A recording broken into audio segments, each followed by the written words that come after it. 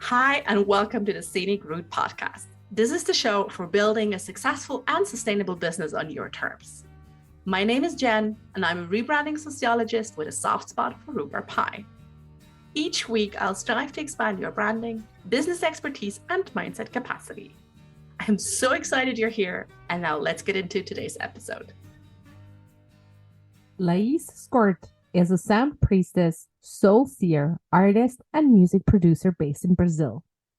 She holds space for soul-led humans to behold their true power and create in it through sound, music, Kundalini yoga, astrology, and journeys in sisterhood and one-on-one. She also co-creates healing music to celebrate wholeness and transmute pain independently and with clients. Lais Scort, welcome to the Scenic Route podcast. How are you today? Thank you so much, Jennifer. I'm good. Hope you're doing great there as well. Yeah, I'm wrapping up my day, and it's always nice to have one of our conversations at the end of the day to kind of like ease back out into like from working day back into relaxation mode. Happy hour. Yeah, happy. I know. I should so do happy hour. Like I should have red like red wine or like a gin tonic because we're gonna talk about some really heavy stuff today, I think. But before we dive into general theme of today's conversation around suffering, like please walk us briefly through your story. Like what are the pivotal moments in your story, like the big crossroads that made you who you are today? Yeah, a lot of search for identity, but also I would say, search for who I was without the things I had. That would be Oh. the definition. Because Mm. for your audience, I suffered a spinal cord injury when I was 18. I was just starting college, so a lot of the plans that I had for myself felt like I had to change things. I Mhm. had to think differently and what it what will be possible for me without the abilities that I used to have. My spinal cord injury was a high one, so I had not just paraplegia, it was quadriplegia. A Mhm. lot of my hand movements weren't there anymore. I had to relearn even how to write my name Mhm. uh, through that.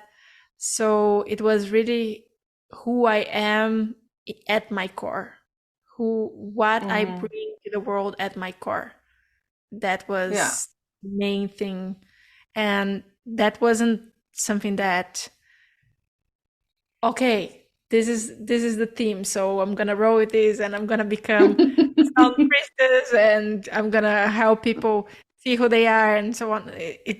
You know that the path It's is never. not as linear as it might look from the outside. Yes.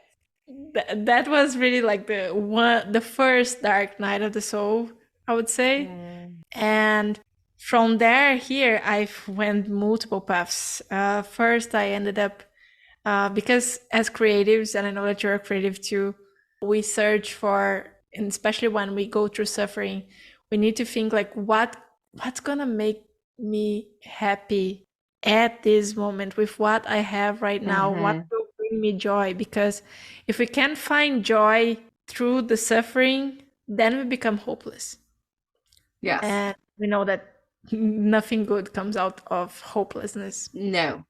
It's not the state you want to find yourself in when you're at a point where your life changed drastically. Yeah. So for me, it was I need to create something, and I loved making music. I couldn't at the time. I had even to relearn to regain my breath through Mhm. therapy and so on. So I started as soon as I could do something like that. I started drawing. I started cooking when I managed to do that as well.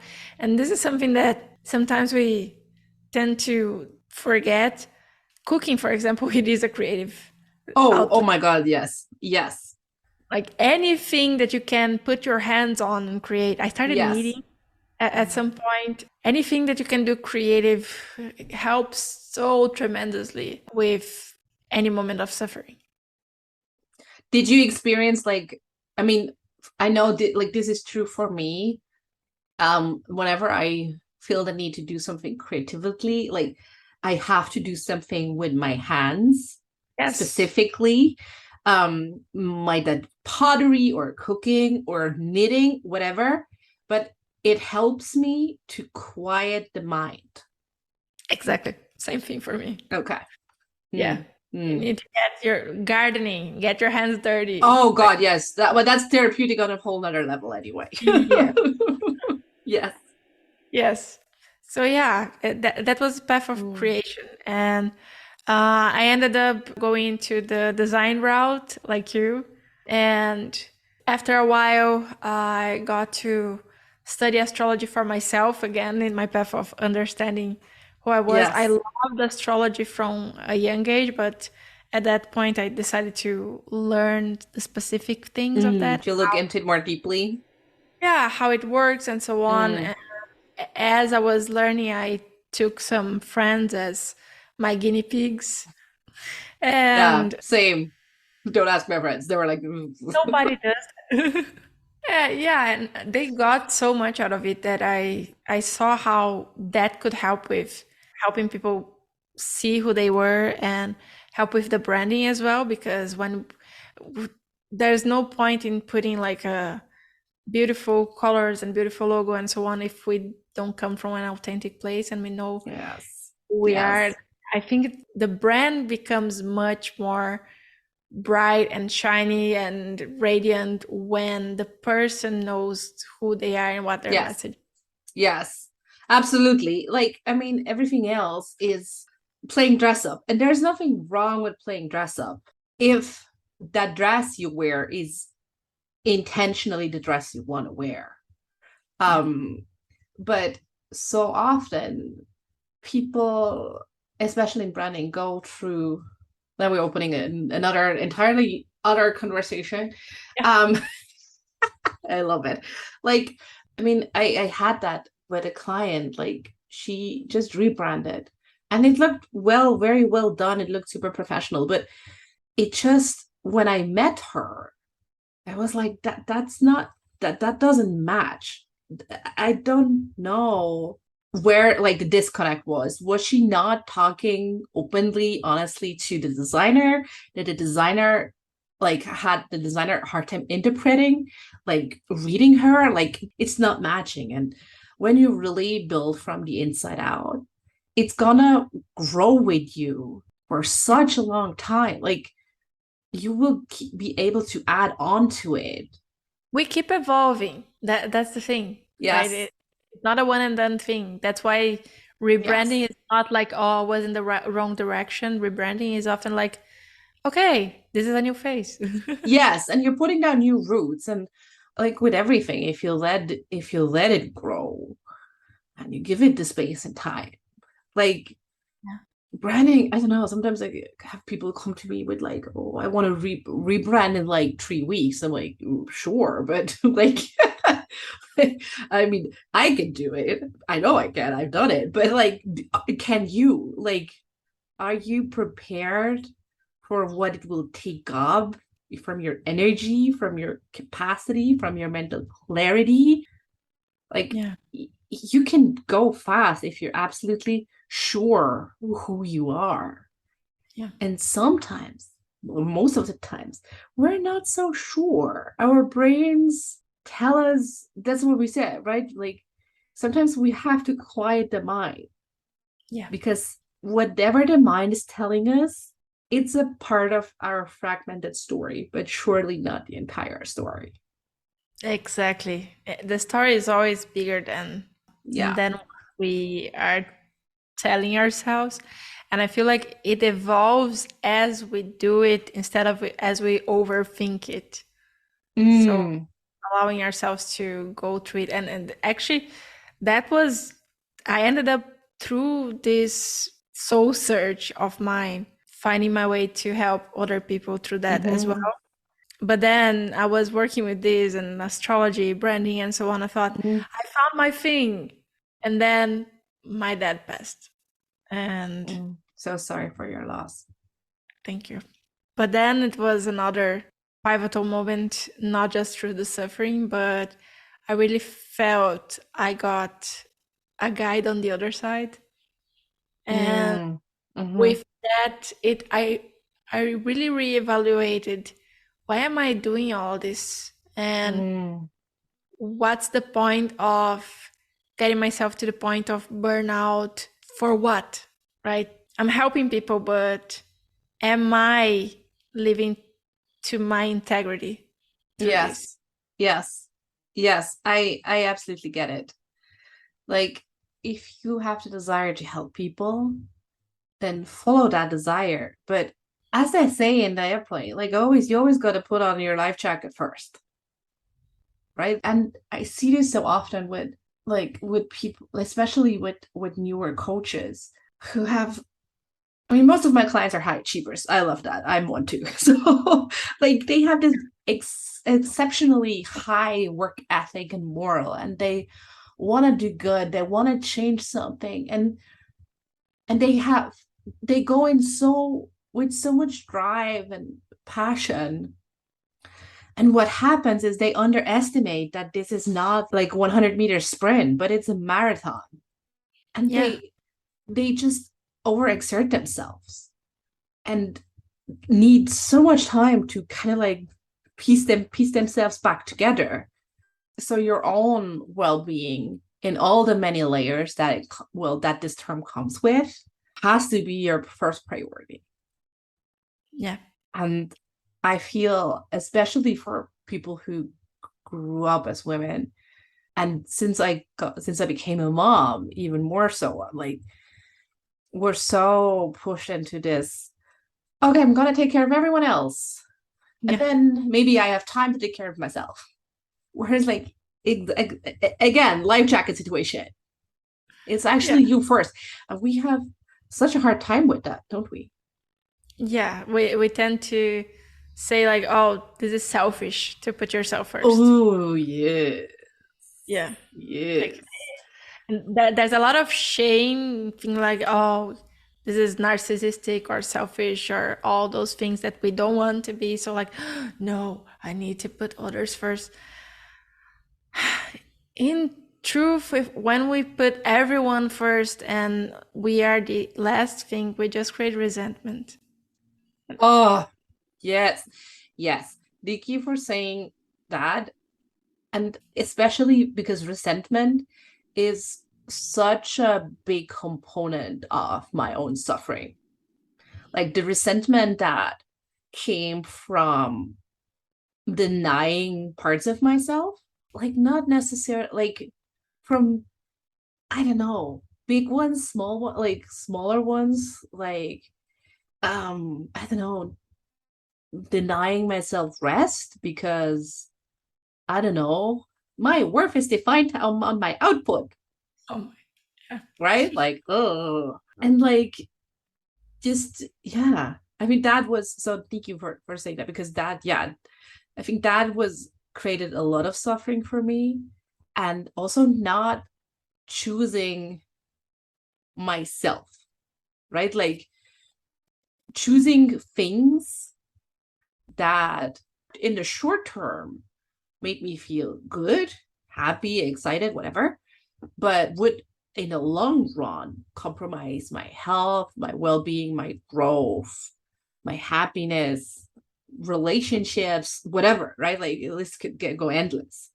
And that's exactly where I got into thinking what really matters when my dad passed, because I was in a moment where I was working so that after that we could enjoy a trip that we were going to take. And he died before that trip. So it really got me thinking, like, why is all that for? The only moment we know we have is right now. And am I Yes. really Yes. doing what is important right now? It got me Oh, to evaluate yes. everything. Yes. Yeah. Yes. Like It's so interesting, right? Like, and I love that you said like all we have is now because we think we have a past. Yes, we do, but we like when you look back, that's just like we see, I don't know, we focus so much more on things, on events that upset us, that were hurting us, that were unkind, unfair, la la la la. And at the same time, we're thinking like, oh, we have a future, but we don't really, right? Especially depending on how what kind of model of time you're using or working with, it's all existing at the same time. Yeah. And if we're So always looking at the past or like thinking when this happened, I'm gonna be that. When this, we are never present. And if we're not in the yes, present, the magic can happen. We need to be yes, here for the magic to be delivered, basically. yes. I love the if then thing that you come up because I see that so much in my coaching clients when they come to me where like, oh, they're like, okay, what am I always gonna like ask the trick question? Okay, what's your goal? What do you want to achieve? Like we're working together, right? Yeah. And so if you ever want to consider working with me, it's a trick question. Like they're like, oh, I don't know, I want to double my revenue or I want to like 100K a year, 100K a month, whatever. I'm like, okay, cool, whatever, that's cool. And then I'm like, what will you tell yourself about yourself? What will come true about yourself if you achieve this goal? What will you believe about yourself when this happens? This thing, this goal, this whatever. And then there's that I've made it, that I stick it to my parents, that I'm worth it, that I whatever, right? It's like, okay, don't you think that's available to you right now? Right? Like that's, I mean, that's the same thing where like the entire diet industry is built upon, right? Like you'll be desirable, beautiful, worthy when you have the bikini figure, whatever the bikini figure is. Yeah. It's probably half the amount you're weighing right now. That's cool, whatever. Like starve yourself. And like you already are. And I'm always thinking, okay, if the journey to that if place, if it's so filled with pain and misery and suffering, how good can the result be? Like how good can it be? Like I don't know. Will it just magically like have some fairy dust and you will forget all the crabby, shitty months you spend doing things you didn't want to? Kind of like pushing yourself? I don't know. I don't think so, but Yeah. we're so declined to suffering as if we would get a medal for like biggest sufferer of the year. That's the thing. We get what we believe, right? And this is one of the things that when we were talking about this conversation, we are talking about how we can shift from that suffering to playing, because we tend to overvalue the busyness, the Mm. suffering. Yes, negativity bias. It's a thing. Yes, if you haven't had all those things, then you're not worthy of receiving whatever it is. And Mm-hmm. as long as we put our value, put our worth on the things that are going to make us miserable, how can we create a more joyful future? We're building over misery and we want to create something good out of that. That doesn't happen. Yeah, it's kind of, yeah, yeah, I don't know. We believe by like building a pyramid with misery stones up on misery stones that at the end we'll feel happy about it. I don't And know.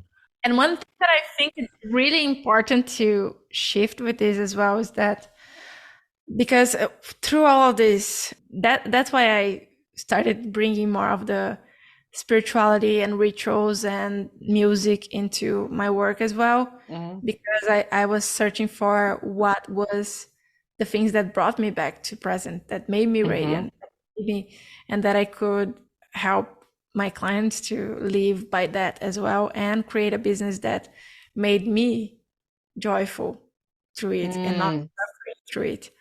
And the thing is, the more it's not just about bypassing.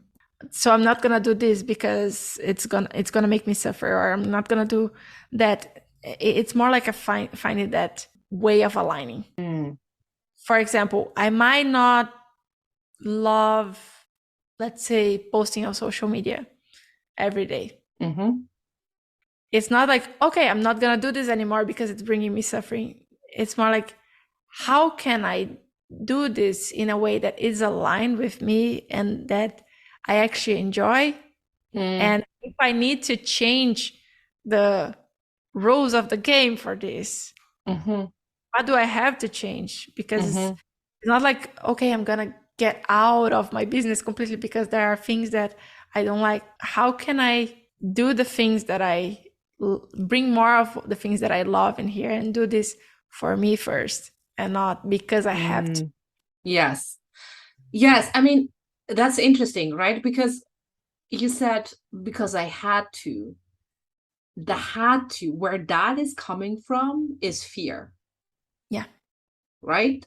So you're fearful because if you don't post on social media, you're missing a client, you're not getting enough revenue in, you will be a failure, there will be shame, So yeah, like going back also to suffering, like it will increase your suffering even more if you feel like, oh, exactly, oh, I have to post that, I have to post it. But if you're choosing, if you're saying, no, I'm gonna choose what you said, a love over I had to, over fear, right?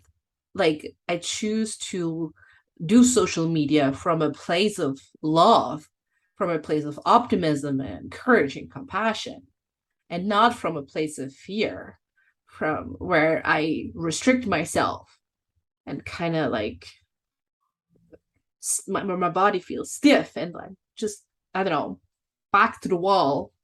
And also knowing our priorities, for example, how many things that we do because we think it's urgent that actually, like, I have to look at that email at midnight because it's so, no, right? Yeah. If you have to choose between being with your kids or posting on social media, you're gonna choose your kids, right? Well, sometimes, do you have kids, Lais? I don't. Well, there you go. Sometimes you choose posting online on social media. And sometimes it might be, right? You're like, oh my God. And you know, when you do that, while you're sitting on the toilet, because that's the only Yeah. spare second you got. Yeah, but I mean, let's say you're enjoying a beautiful day with your kids, right? Yes, And yes. everything is going awesome. You're not gonna be like, oh yeah, but I really need to post that thing right now. And I'm gonna leave you here. Just not gonna do that, right? Yeah, Yeah. yes. Yeah, right. But that's also hard, right? Because even in this situation, right? Because we have so many hats, like we have the hat of the sister, the mother, the spouse, the business owner. We are, most of us, living in it almost kind of like we're always torn between the different expectations of all these hats and roles, right? Like, and adding on top of that, we have our own definitions of how a business owner should be, behave, how a mother should be, how whatever a lover should be, blah, blah, blah, blah. And intentionally or unintentionally, we create these divides Yeah. between that will also extend our suffering, right? Because it's we feel like we can never really catch up and balance or blend. And it's always like, oh, if I'm doing good here, something else will fall to the wayside. Yeah. Goes back to that thing of who am I, right? I Yeah. am this and I am, but I'm also that, but I'm also that. Yes. Can't can't we find a way to be all of that Yes. Yes. and see that Yes. these are all different facets of our multidimensionality? Yes. Yes. It's the reframe, I believe, is to go from but to and. Yes. This is actually the reframe we need. It's Mhm. and. It's I'm a mother and a business owner and a lover and a spouse and not the but or anything that's kind of feels restricting. Yeah, like realizing that all of this is our truth at the same time. Yeah. And as business owners, we can get so caught up with that as well, because when we get to like explain what you do and who you are and so on, we are like trying to find a simple, short way to say it. Yes, of course. And then you have to be one thing. Yes. Well, I get it, right? Like we try to reduce the complexity so we Yeah. can get it, But what if that one thing can be like something that opens a conversation, a starting point, instead of a definition? like Because what? because if you think of a seed, right? What is a seed? Within a seed, there's the whole plant. There's the Yeah. whole Yeah. flower, the whole fruits, everything. Everything is present. Yes. Everything is present in that seed. Yes. And we see the potential in that seed to be all that it is, right? It's not something that, oh yeah, it's a seed. That's just what it is. Yeah, yes. I mean, yes, at the same time, the seed is the seed, but it's also not the seed. Yeah, It's whatever, everything that it's a vessel for everything that could be. exactly. And that's what we are. We are. We are. I love that you use the word vessel, because that's one of my favorite words. That's what we are. We are a container for everything that is. Yes, I love that. And the way we define ourselves, I see this for a long time. I said, okay, I'm just a light being, and that's what I am. I don't know. I don't want to try to figure out new titles for myself or whatever, whatever you want to call me. Now I call myself a sound priestess, because that came to me many times as I was recreating my path. For me, that's a seed. It contains everything that I am, everything that I do, but it's not so obvious that like that I am a space holder, that I am an artist, that I am creating space. I am a visibility coach as well. It's not so obvious that it defines me in a way that it's just a pebble, like I said. Yeah. But it contains everything. Yeah. And I feel like think like that for ourselves. It's easier to not feel constricted by our roles, either if it's a mother or if it's a coach or whatever we are. Yeah. Yes, I absolutely agree that when you choose an identity for yourself, like a title, a role, whatever, is the moment you say, I am a coach, I am a sound priestess, I am, no? You kind of immediately build consciously or unconsciously limitation expectations of who you are. Yeah. Right? Like that just comes with it. Like it comes through your story, through how you grew up, through everything, right? Like then actually like realizing that you do that you place those limitations and expectations on yourself first. I mean, society will also do that. I mean, never worry, they will always do that. But the worst thing is you do it on yourself too. Most of us unconsciously, until there's a moment where you're like, oh, fuck, now I get it.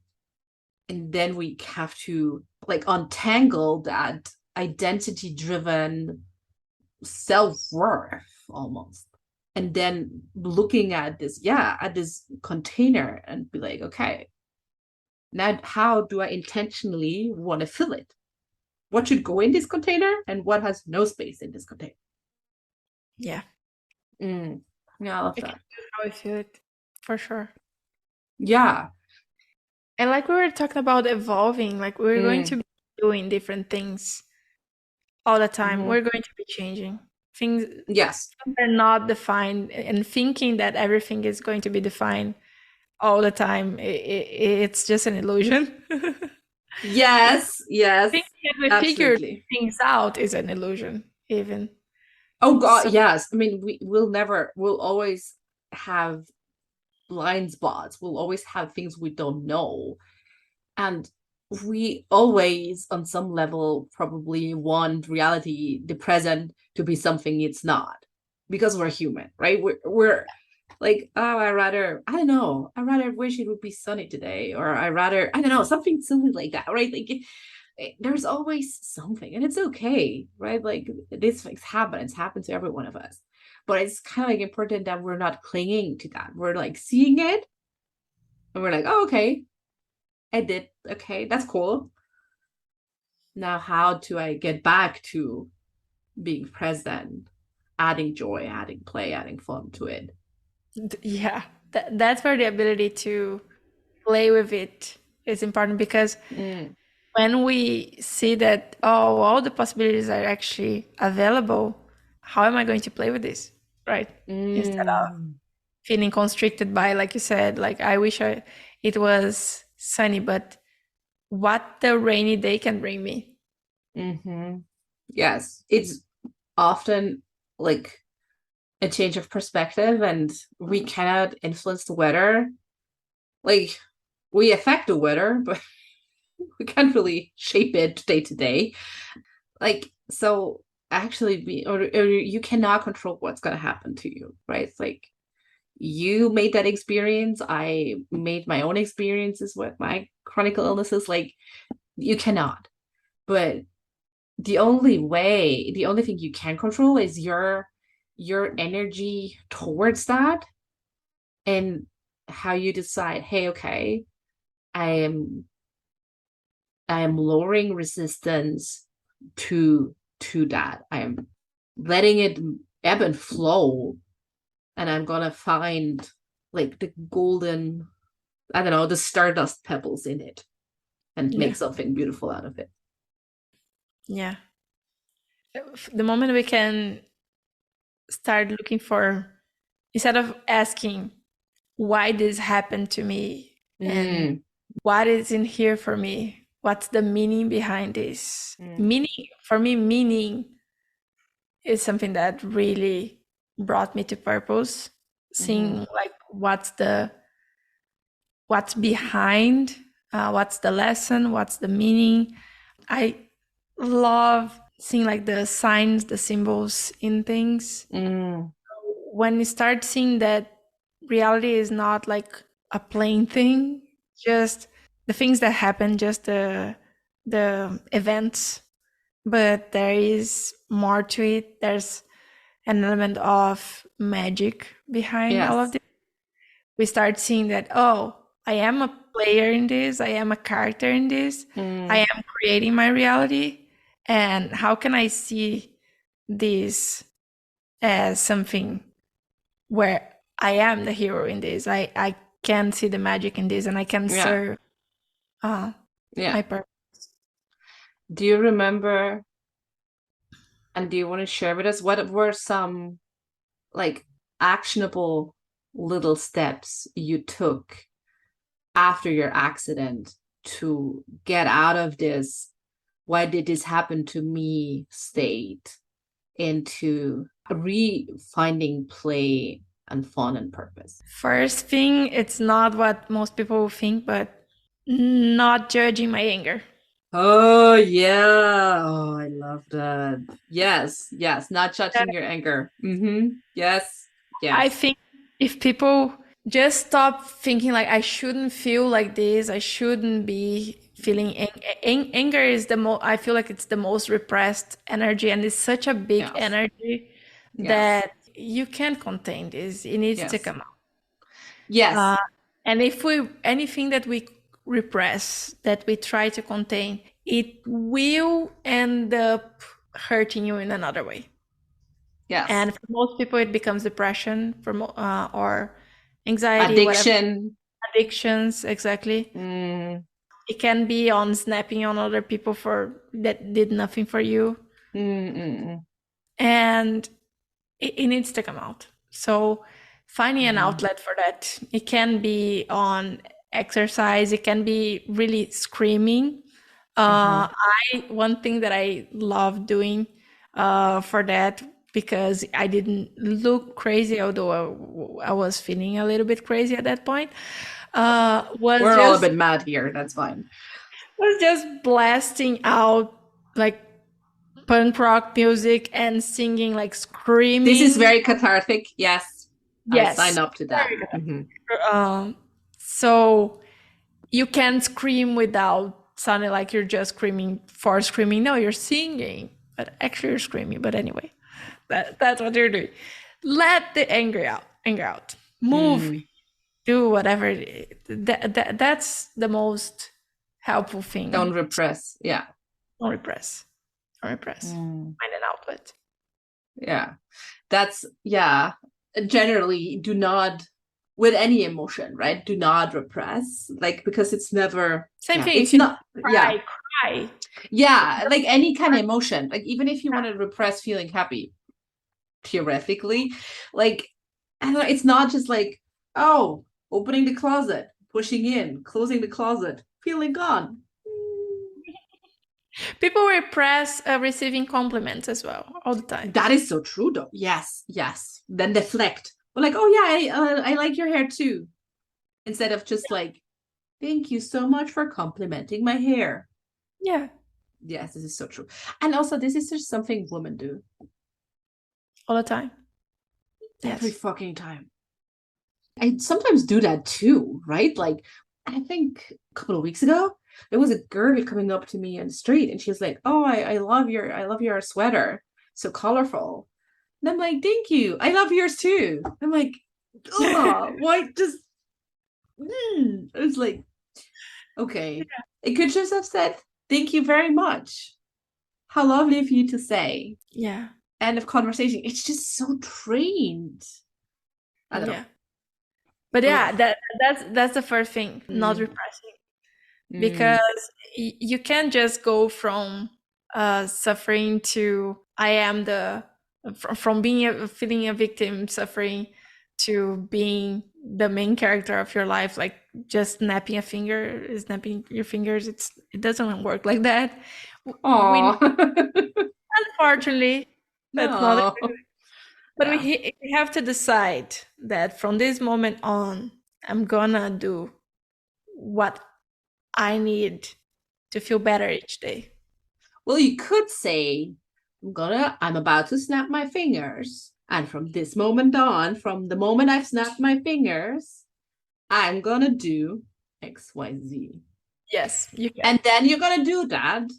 Like the gym membership you did on January 1st, you're gonna do it for 3 to 4 weeks. And then like you're like, yeah.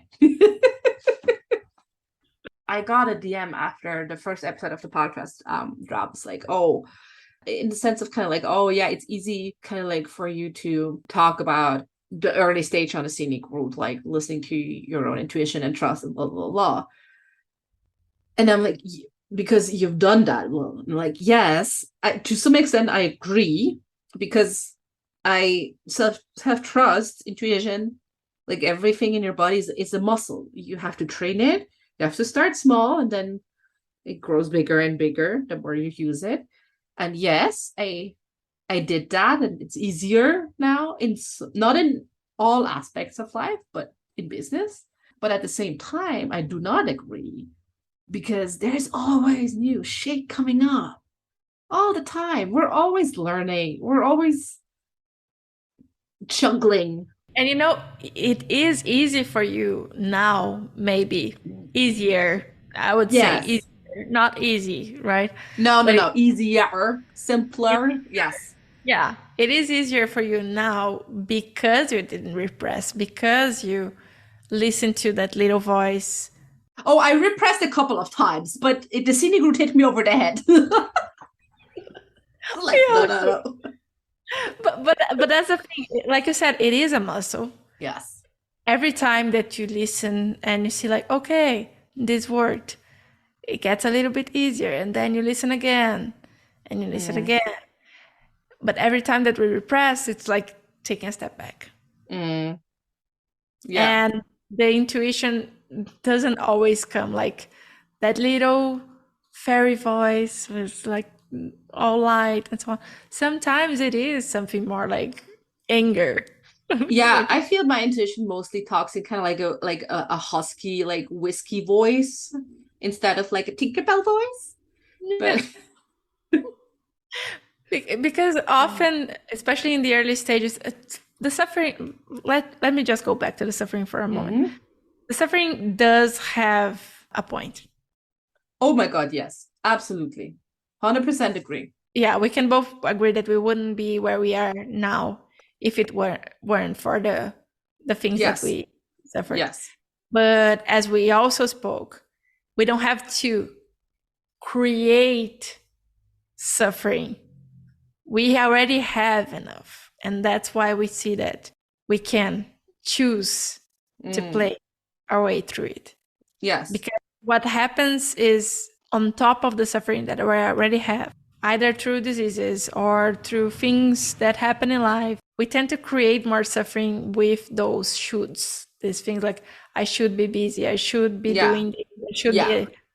Yeah, I mean, we create more suffering through all the things we said, right? Like how we have a hard time that when things change, with change, how we see ourselves separate and disconnected from society, how we have these like cliffs in our identity, how we create limitations, like everything we talked about, choosing fear over love. This is all how we extend or deepen our suffering. Yes. I love that you mentioned the separation, because even that thing that often happens with business owners of thinking like, oh, but my family doesn't understand, or these people don't understand, because sometimes we have a path so much different. It is us creating more struggle as well, because yeah, maybe they don't understand, maybe it's different, but can't we still share from a place of allowing them in, instead of thinking like, oh, you wouldn't understand, let's not talk about that. Yes, allowing them in, I like that. And at the same time, does it matter? Does it Yeah, truly matter? the opinions. Yes, if you're, I don't know, if, or also if your parents truly get what you do, like to some, maybe yes, but to other, like it doesn't. I totally agree with you. And when I say this, I'm not, I don't think it's about, oh, they have to understand what I do. But knowing that sometimes they have curiosity about it, and Yes, not getting defensive on talking. So if they yes, ask something, we can agreed. share and let them know. And they might not understand, but still have a They show regular interest. conversation. Yes, Yeah. yes, they Yeah. try. Yes, and I feel they try, and they try to achieve something that is really hard for parents to do, is to see your child fully, Yeah. right? And with that in itself, and I know this also personal experience, thanks mom and dad, there comes suffering with that too, right? When you don't feel seen or heard or understood, right? Like it's it's a whole nother level of things, yeah, of things that can mess up. But I really like to quickly go back on the thing, because I really want to highlight this. It's such a bad Pinterest quote, like, oh, what doesn't kill you will make you stronger. And it's like, yes and no. Like, I hate that quote, but I think it's traces back to Nietzsche, I think, but not sure. Anyway, but at the same time, I mean, we both know our suffering, it made us more resilient. It helped us go through dark chapters of the soul. And it is a muscle that it built up and it helped us to endure all of our emotions, all of our pain. And sometimes, I don't know, I feel it's really a slippery slope because especially I'm an HSP and I'm an empath. So like I sometimes feel like, okay, my muscle can never be as big enough to kind of like sponge up all the pain there is. Yeah. And that in itself is creates suffering, but it's also humbling. It's all the things. And it gets back to what you mentioned as well, of how we react to those things, right? And what I mentioned as well of seeing the meaning in things Yes. and the play. How can I play with this? How can I Because make it my own? Yeah. How can make my own? yeah, in any situation we can see the drama or we can see the comedy. Yes. Yes. I love that. And it's going back to we talked about play a lot here, and even tracing back like when we stopped playing, because as kids we could invent worlds, we could pretend I'm this and that, Yes. and Yes. that play of pretend and play of whatever it is, of not having that thing like this is the right way of doing it and I need to do things this way, being more open to, oh, but I could do this, I could do that, I could do Yes. that. Yes. It opens possibilities for us to see how different scenarios would play, Yes. different possibilities within the same constraints that we have. So we always gonna have limitations. We always Yeah. gonna have situations that are not ideal the way we wish things would be. Yeah. It's life. Move on. And sometimes it's harder, sometimes it's not as hard, but still it Yes. has different levels of suffering. But if we can play with that and see with different things, and this is one thing that I love music and singing in this from a creative perspective, not just for creating art and so on, but also to turn on that creative mind. Because you probably know that, talking about quotes, you probably know that quote that we can't create a solution from the same. Basically, I see this as like the left brain and the right brain. Yes. Yeah. Frontal cortex. Yeah. Yeah, usually we're going to create the problems from the overthinking. So we need to get out of the overthinking and get into the creative mind. Singing is one of the easiest ways. And I'm not even talking about singing words. You can be singing just sounds. One of the easiest ways to move from being in the future or present into future or past into present and actually engaging that creative mind. So even if you just start humming a sound and see where it takes you. See where you can feel like the vibrations in your body, like the physical sensations that You're already shifting gears. And if you set an intention for what you want that sound to move through you, it might be the solution for the problem. Oh, yeah. And just be present for it. Ooh. That's an invitation for the listeners. Try that. Yes. And you don't have to try that on your own because you brought something for everyone who is listening. Actually, you brought a singing through the chakras. Yeah. Do you want to quickly tell us about like what you brought with us, like the singing through the chakras, like how it can help us like feeling sensations again, getting in tune, releasing emotions. Sure. I love that you mentioned as well that you're an empath and a highly sensitive. I'm as well. More than an empath, I am sensitive, but I have different levels of that with some things. Yes. Yeah, we all have different levels of that.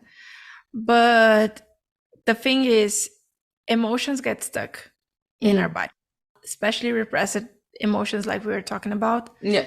problems that we don't deal with, we can, if we are present, we can sense where they are in our aura, in our field, in our body. Depends on, will be in different levels of subtlety. It gets in the body when it's heavier, right? It's more treated body. It can be just, sometimes you can feel something that is like over here on your shoulder. It's not in your body yet, but you can feel there's something. So with the singing through the chakras, it's an exercise of being present with your senses and really feeling what sounds and what energies are in each center, energetic center in your body. And you can really feel what places are flowing and are more joyful, what places there's something stuck in there. They kind of like feel muted, maybe.